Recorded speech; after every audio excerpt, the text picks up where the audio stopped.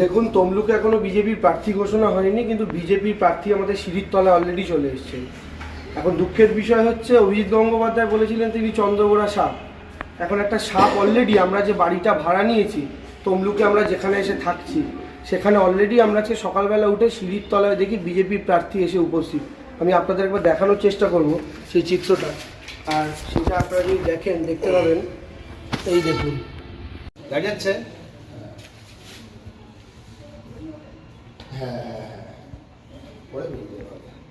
আপাতত বাড়িতে সাপ ঢুকেছে। বস্তায় টানবো? আলোটা বড় মুখটা এবার সোমবার থেকে ফোন করলাম, বলো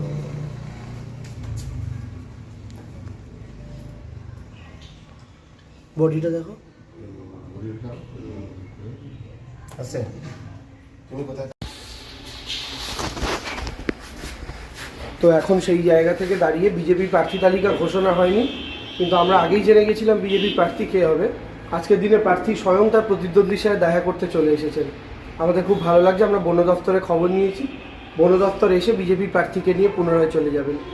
দেখা যাচ্ছে।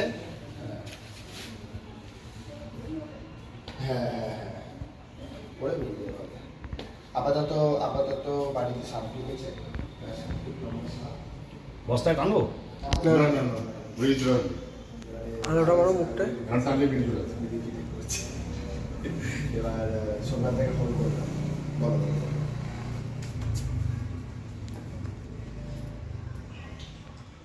বডিটা দেখো।